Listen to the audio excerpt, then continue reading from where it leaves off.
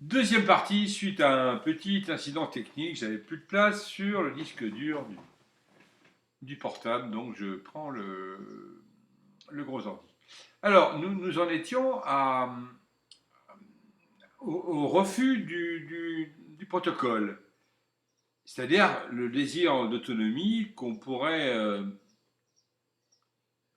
comparer au meurtre symbolique du père. Et nous disions que le refus de l'instrumentalisation était une anamnèse sophistiquée des troubles d'attachement, c'est-à-dire qu'une des failles narcissiques majeures, c'est de percevoir la réification sans pour autant avoir les moyens de s'en détacher autrement que par un trouble oppositionnel. Or, si vous êtes réifié, vous pliez exactement aux injonctions ou élaborer une stratégie exactement contraire, c'est la même chose, globalement. Ce refus de l'instrumentalisation, c'est un désir d'autonomie fantasmé. Le problème, c'est que il va se parer dans un système de défense. Il va se parer des caractéristiques de la scientificité. C'est-à-dire qu'au lieu de dire je ne veux pas parce que c'est ma construction psychique qui est en jeu, je ne veux pas parce que je refuse d'être dans une relation de vassalité, on va dire non, non, je ne veux pas parce que le projet ne correspond pas à la scientificité, c'est-à-dire, je rappelle les critères, nécessité, universalité, reproductibilité et falsiabilité, que l'on oublie d'ailleurs absolument systématiquement. C'est-à-dire que l'alibi de la scientificité, et nous sommes actuellement encore dans le protocole, il n'y a pas encore eu l'action, il n'y a pas encore eu ni le kairos, ni le bilan, se part des habits du logos, alors en réalité, en amont, elle obéit à des systèmes psycho-affectifs d'autant plus sophistiqués qui sont souvent inconscients et cachés. Il s'agit donc de les décrypter. Ensuite, la soumission au groupe, comme tout à l'heure pour le projet, il y a un risque majeur d'enquistement dans une position chronicisée. Et encore une fois, le leurre, c'est de penser que sa décision, son protocole, sa méthode est justifiée par du logos, alors qu'en réalité, elle ne fait que pauvrement être l'application d'une série de forces archaïques inconscientes et de processus de défense archaïque inconscient. Alors, cela explique, par exemple, dans le monde scientifique, la proportion des conflits à valeur affective. J'avais, il y a très longtemps, une vingtaine d'années, proposé au premier site de zététique une analyse qui mesurait le pourcentage de mots du vocabulaire et du registre affectif. Sur le thème, vous êtes censé être cartésien, échanger du logos, échanger, etc. Et en réalité, assez rapidement, les oppositions prennent les couleurs, j'exagère à peine, de guerre de religion. Et si vous suivez ce qui se passe actuellement dans la zététique, eh bien vous allez voir qu'on trouve le même type d'opposition. Alors on peut regretter ce mélange des gens, cette espèce de crédulité au logos sacro-saint, alors qu'en réalité on ne gère que nos pauvres petits problèmes de petite enfance plus ou moins bien résolus. C'est compliqué. Cela dit, on peut le décrypter, et cela dit, on peut le savoir, et donc avoir une visée plus juste, plus juste par rapport à la justesse, plus juste par rapport à la justice, et je dirais plus juste par rapport à la musicalité, si vous voyez ce à quoi je fais allusion. Ensuite, vous avez l'inhibition des procédures alternatives, parce que toujours pareil, le verrouillage que nous avions pour l'arborescence des projets, eh bien, on la retrouve dans le verrouillage des procédures et des protocoles alternatifs. Alors, 2 points. D'abord, le protocole naguère validé, il est inadapté, parce qu'il y a des modifications sensibles du réel. Soit. C'est-à-dire qu'on peut très bien se dire le réel a changé, le protocole N-1 est inadéquat, on en change. La difficulté, c'est comment on perçoit le changement.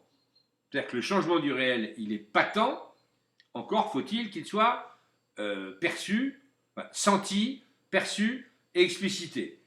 Et il y a deux points essentiels. Je passe rapidement, mais nous avons quand même passé du temps là-dessus jadis. Vous avez le seuil qualitatif de rupture. C'est une thèse relativement classique. C'est-à-dire une accumulation de modifications quantitatives vire en modification qualitative. Tout le problème est de savoir quand l'individu ou quand le groupe va accepter ce seuil entre le quantitatif et le qualitatif. Ça veut dire que nous avons tous un seuil de tolérabilité, un seuil de tolérance, qui est lié à l'inversion de la perte et à la banalisation, la normalisation de la déviance, comme tout à l'heure. L'idée, c'est que le groupe, l'équipe, ou au moins l'individu, s'il est tout seul, puisse abaisser ce seuil et se dire il y a trop d'éléments qui n'entrent pas dans ma grille de lecture antérieure, qui n'entrent pas dans mon protocole antérieur, donc je suis obligé de passer à une autre grille de lecture, un autre protocole qui intégrera davantage de données. Cela implique, deuxième point, une perception des symptômes discrets. C'est-à-dire que la banalisation, la normalisation de la déviance amène tout doucement à ne plus écouter les symptômes discrets, c'est-à-dire ne plus entendre les symptômes qui n'entrent pas dans la question de cours. On le voit dans la clinique un peu rapide. Vous avez la question de cours en tête.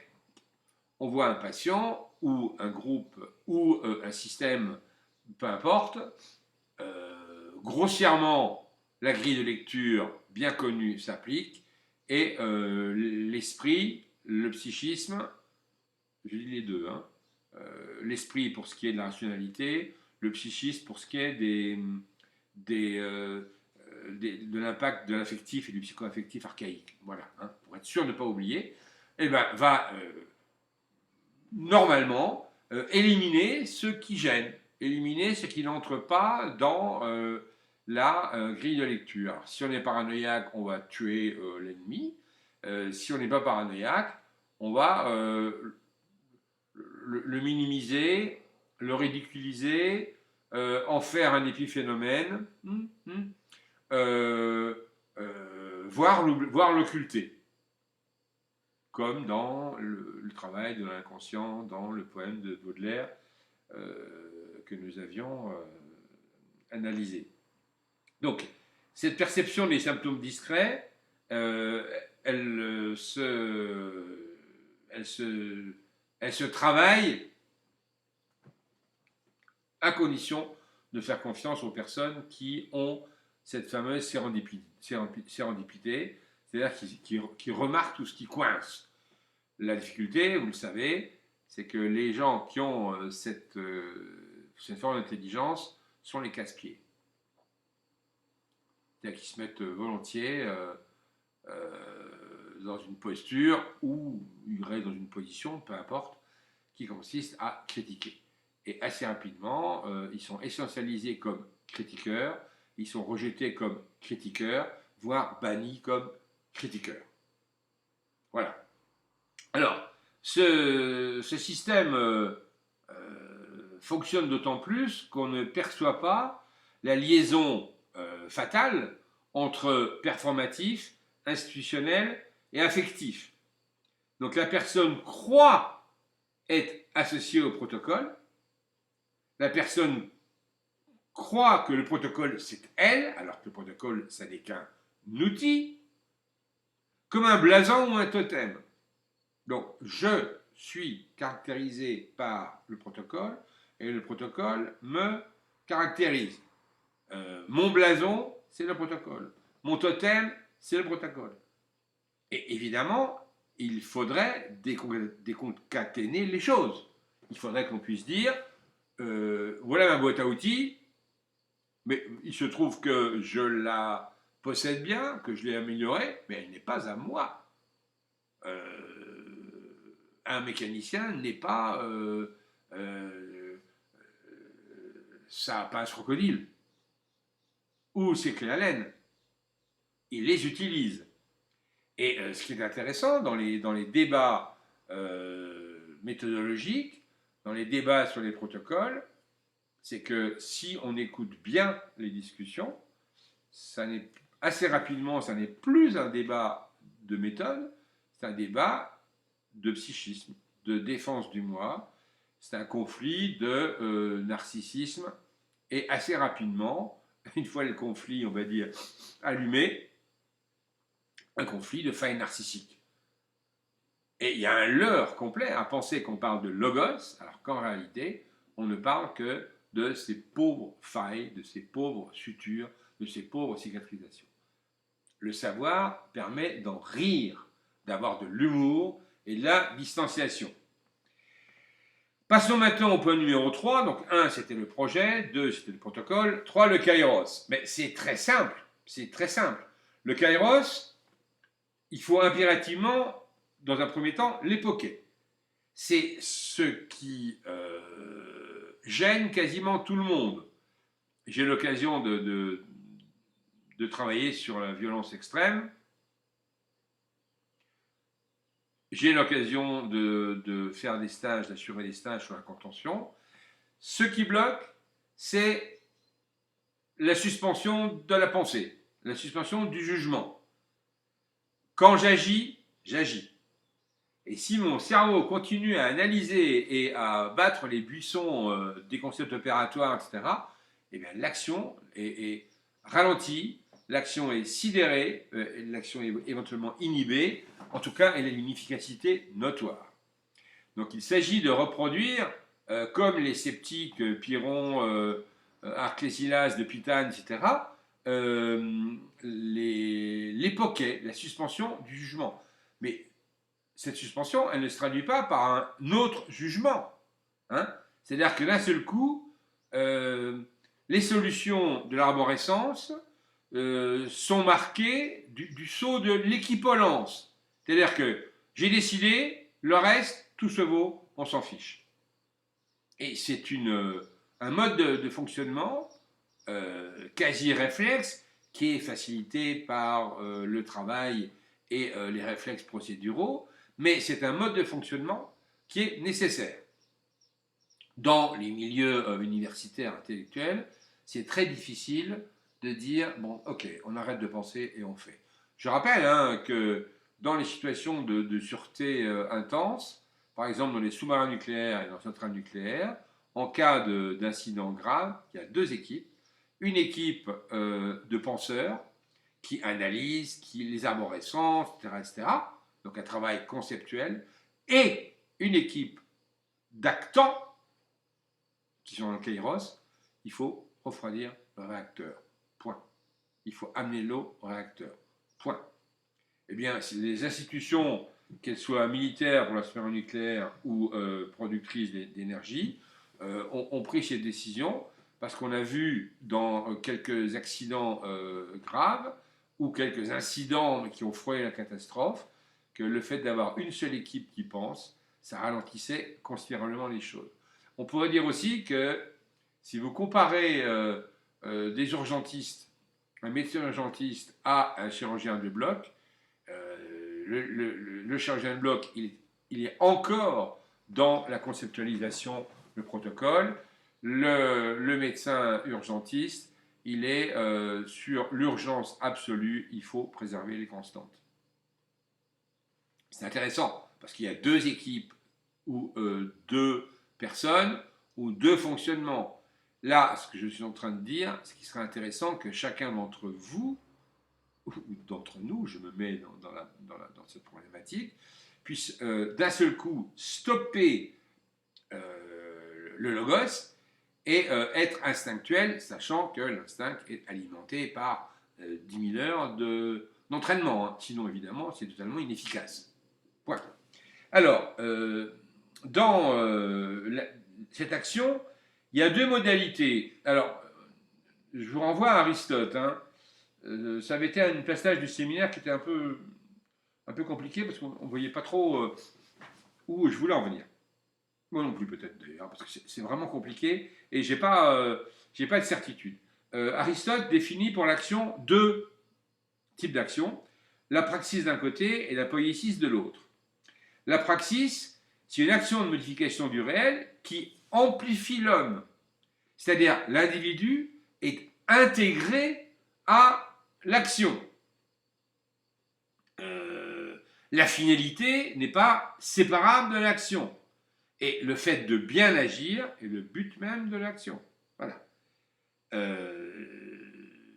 Cela fait référence à l'antéléchie, une action qui comporte en elle-même sa propre finalité, sans avoir en vue forcément un résultat. C'est une sorte de promotion de l'individu dans toute sa gloire, je souris un peu, et ça compte plus que le résultat. Ça doit vous évoquer ce que je disais il y a 2 minutes sur le fait que le protocole soit signé, si j'ose dire, par une personne et en soit le blason. Il faut légèrement se méfier de la praxis. Alors attention parce que le mot actuel praxis n'a plus le sens d'Aristote. Et Aristote a un deuxième mot qui est ambigu, qui est un faux ami en français, pour dire cette action, c'est à cela que je vous convie, c'est la poiesis. La poiesis, c'est la création d'objets ou d'actions extérieurs à l'homme. C'est-à-dire que l'action n'est pas le prolongement de mon moi profond dans une perspective de narcissisation et de gloire. Pas du tout. C'est l'efficacité, point. Alors, c'est une activité productrice, au sens d'Aristote, de valeur d'usage, de biens et de services utiles, mais la fin, voilà guillemets, télos, est séparable du producteur. La fin est séparable du producteur. Cela revient à avoir une conception utilitariste. Produire, pour les Grecs, c'est une tâche d'esclave. Cela dit, dans la problématique qui nous occupe, il apparaît, alors il n'y a pas d'étude ni de méta-analyse, hein. Donc moi je ne peux parler que de ce que j'ai vu dans les arts martiaux, dans la voile, dans la moto, dans la clinique, dans la gestion de la violence. Et de la lecture attentive ou des échanges attentifs avec des pilotes d'avion qui ont travaillé sur les facteurs humains.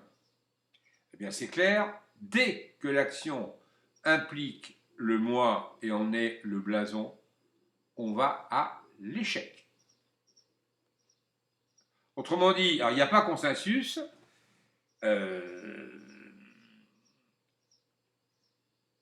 Il me semble, mais il faudrait le prouver davantage, que la poiesis soit bien plus efficace que la praxis, et que les erreurs viennent d'une absence de distanciation entre l'individu et son acte.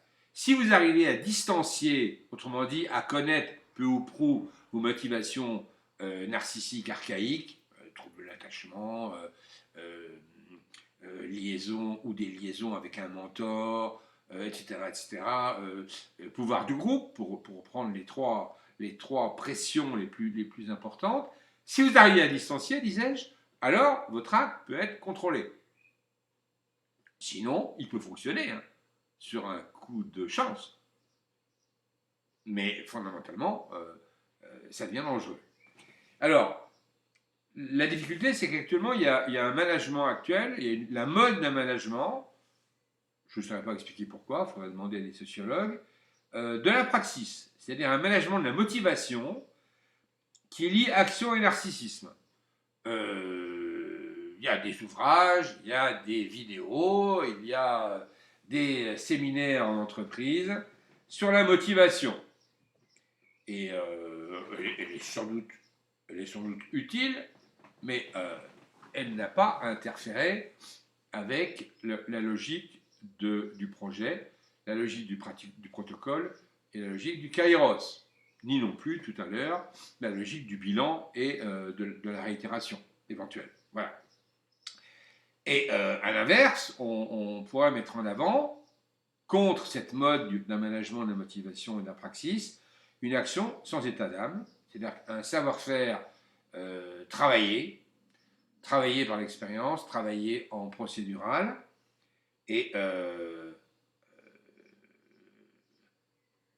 qui distancie les problématiques du moi des problématiques de l'action. D'autant plus que si vous mêlez psychisme et action, vous risquez de retrouver un élément toxique que nous avons déjà pointé cette année, c'est-à-dire un risque d'interpénétration entre performatif, affectif et institutionnel. Je vous rappelle que ça donne l'urticaire aux psychanalystes quand on parle de fierté, puisque fierté et honte sont les deux faces d'une même médaille, et que par ricochet, l'impact psychique sera plus important que l'impact factuel. Pour le dire autrement, on tue le messager plutôt que d'écouter le message. On critique celui qui a fait plutôt que de critiquer ce qui a été fait. Ça me paraît hautement toxique. Pourquoi y aurait-il, dernier point sur le kairos, pourquoi y aurait-il réticence au refus? Parce qu'il y a réticence au refus. Le nombre d'accidents, le nombre d'agressions, en particulier en service hospitalier où j'ai un peu travaillé, où je continue à travailler, montre bien qu'on ne sait pas faire, que l'institution ne sait pas faire. Alors, première réticence, premier refus, la sidération. Manque d'entraînement, non-lisibilité d'une situation, en particulier non-perception des symptômes discrets. Dès que l'on travaille avec des patients ou des personnes potentiellement dangereuses, il faut vraiment être à l'affût des symptômes discrets d'énervement et d'agression. Ils sont repérables, sauf si le psychisme de la personne qui n'ose pas intervenir est tellement dans soit l'euphorie que ça se passe bien, qu'il ne voit plus rien, soit dans la terreur que ça se passe mal, quelqu'un ne voit rien non plus. Donc l'euphorie et l'effroi, encore une fois, sont les deux faces d'une même médaille. Résultat, ça inhibe complètement et il ne se passe rien. Par rapport au fonctionnement du cerveau, là vous êtes bien meilleur que moi pour la plupart, mais c'est le primat de l'insula. C'est-à-dire que le noyau accumbens est beaucoup moins en action. Dès qu'il y a sidération, dès qu'il y a peur, dès qu'il y a effroi, et le réflexe archaïque, c'est passé par l'insula, et c'est le réflexe très archaïque, sans doute phylogénétique, d'une inhibition et de la fuite. Si vous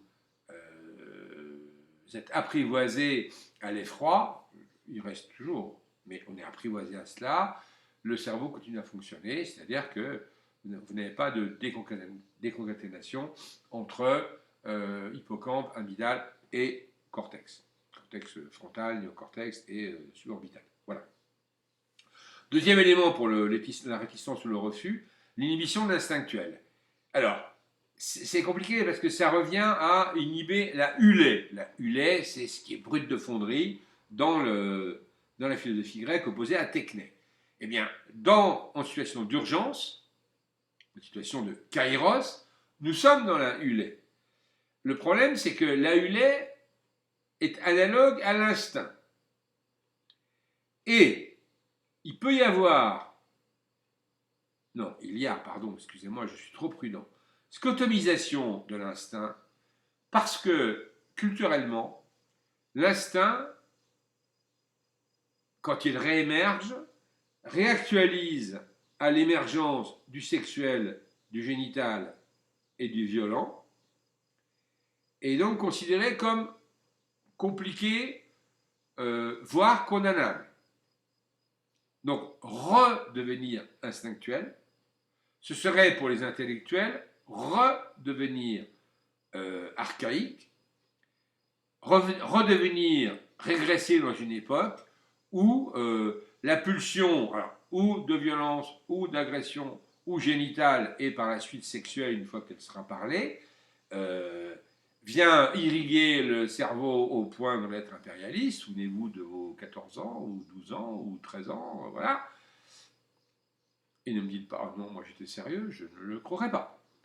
Et cette crainte ou cette prévention d'être dépassé par le pulsionnel vous amène à refuser tout ce qui ressemble au pulsionnel, tout ce qui ressemble à l'instinct, donc le kairos.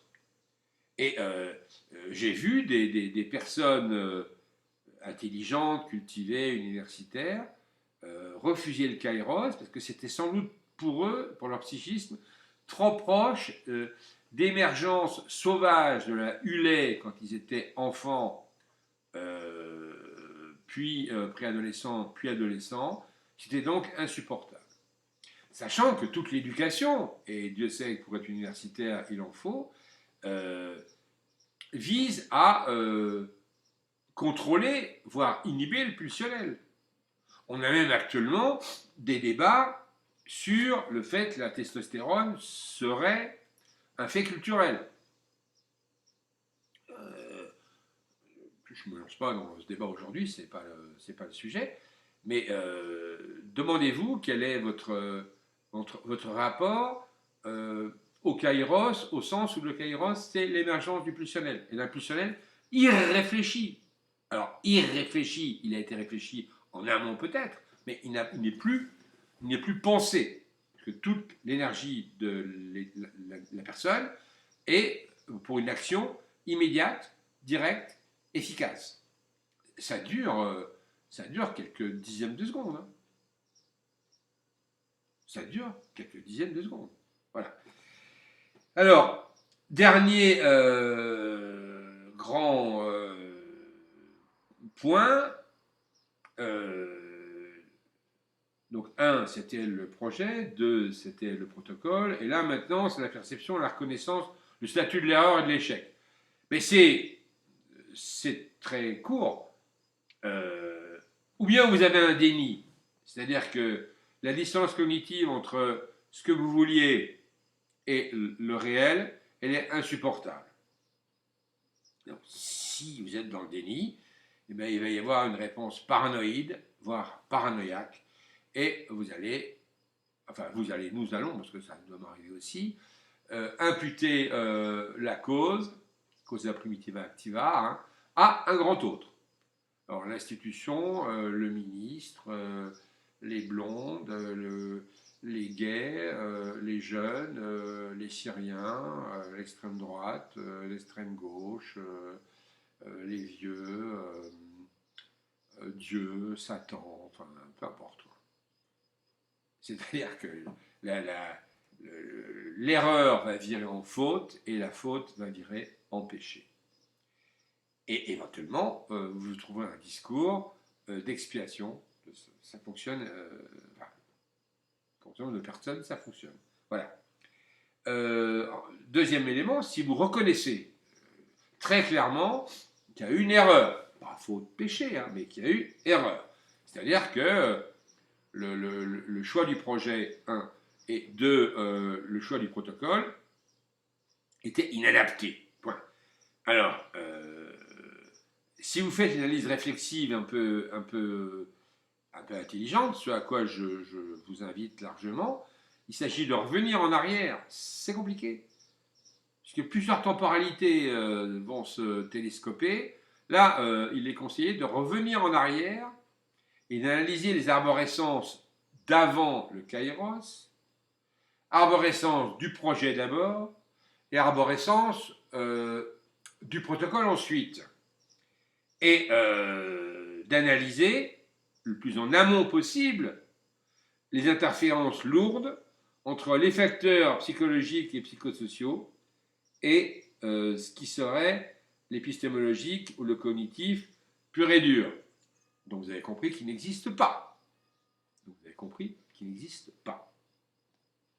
Donc ça veut dire que vous allez repérer les biais cognitifs, alors les biais classiques que vous trouverez un peu partout, les sceptiques ont bien fait le travail, plus les biais liés à la défense du moi, liés aux inhibitions, liés aux modélisations groupales ou individuelles, liés aux inductions et liés aux postures réactives. Je me répète, mais jusqu'à ce que ce soit vraiment très clair. Ensuite, vous avez une vérification collective de l'axiomatique et des concepts opératoires. Collectif, parce que dans le collectif, si le collectif échappe à la tyrannie de la dynamique du groupe, vous avez une efficacité. Le fait d'être corrigé, amendé par ses pairs, que l'on peut à son tour corriger, amender, ça supprime par des pairs, hein. Il n'y a pas de vassalité et il n'y a pas de suzeraineté, ça supprime une partie des pressions psychiques, une partie seulement, mais une grande partie. Deuxièmement, alors j'ai dit vérification de l'axiomatique, parce que peut-être que l'axiome était faux, peut-être que la perception du monde était erronée, et que les concepts opératoires n'étaient pas les bons. On remet en question, sans qu'il y ait d'ego là-dedans, puisqu'on a déconcaténé le psychisme de l'action, poiesis et pas praxis. Ensuite, vérification collective des symptômes discrets. Qu'est-ce qu'on n'a pas vu?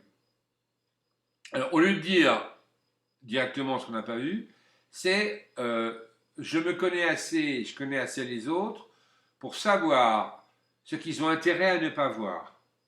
Ça, on va dire que ce serait le top du top dans une équipe, voir dans la conduite individuelle de son psychisme, me connaissant mon histoire, je sais que j'ai du mal à percevoir tel processus. Par exemple, vous avez des psychistes qui ont du mal à percevoir qu'on ne les aime pas, qui ont du mal à percevoir qu'on ne les aime plus, même ricanement, qui ont du mal à percevoir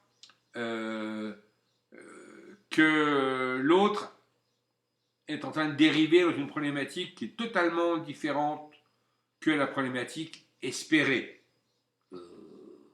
Bref, chaque fois que l'autre dérape vers l'inopiné, vers l'impromptu, vers l'incongru, eh bien, le psychiste voudrait restaurer l'imago idéal et la perception du monde en est totalement biaisée. A l'inverse, dans les moments, on va dire, paranoïaques, dès que l'autre serait en phase avec soi, on va l'enfermer dans une imago agonistique et l'intégrer dans un drama lui-même cohérent avec une virulence généralisée. Réécoutez la phrase, vous verrez que ça fait allusion à des situations que nous avons connues et que l'on rencontre à l'INSERM, au CNRS, à l'université, etc. C'est même assez drôle. Si vous avez Un peu d'humour. Cela dit, quand on est impliqué, on a un peu moins d'humour. Euh, une fois critiqué l'arborescence passée, vous pouvez, alors collectivement ou individuellement, mais c'est mieux collectivement, élaborer, réélaborer une arborescence et arborescence avec le projet et le protocole, les deux. Et puis éventuellement changer de projet, alors changer votre stratégie d'abord, donc c'est l'axiomatique, et changer la méthodologie, c'est-à-dire la tactique. Et enfin, réitérer en sachant que plus l'outil d'analyse et l'outil d'action sera efficace, plus vous pointerez des aberrations du réel et plus vous serez obligé d'affiner le protocole et l'outil, puisqu'on sait maintenant que l'outil modifie l'objet à analyser. Confère ce que tous les discours tout à fait pertinents des physiciens quantiques là-dessus, qui nous ont amenés à réfléchir, même si évidemment nous ne sommes pas dans l'infiniment petit, mais les concepts sont justes. Alors, en conclusion, j'espère que les propos d'aujourd'hui ont éclairci l'aspect un peu touffu du séminaire qui était éclaté et impressionniste avec des approches approfondies dont on ne voyait pas forcément le lien. Donc là, il faut raccommoder, il faut retricoter, il faut ravauder, mais c'est un travail qui est essentiel et c'est à vous de le faire. On va dire que le monde est une gigantesque et merveilleuse pareidolie. Donc je vois le monde à l'aune de mon psychisme, à l'aune de ma culture, et surtout à l'aune de mes failles narcissiques plus ou moins suturées et cicatrisées. Donc c'est à la fois un plaisant tremplin au rêve, à l'imaginaire et au fantasme, mais en même temps c'est un potentiel leurre, qu'arrivent des Scylla sont des écueils bien cachés pour la connaissance et l'action. Et je terminerai sur une belle phrase de Spinoza qui m'obsède depuis des années, parce qu'elle dit quelque chose d'assez profond sur la relation de l'homme au monde. Quasi ordo aliquid in natura praeter respectum ad nostram imaginationes esset. Comme si l'ordre était quelque chose dans la nature en dehors du rapport à notre imagination. Spinoza, appendice 1. Sur ce, amusez-vous bien. Je vous salue.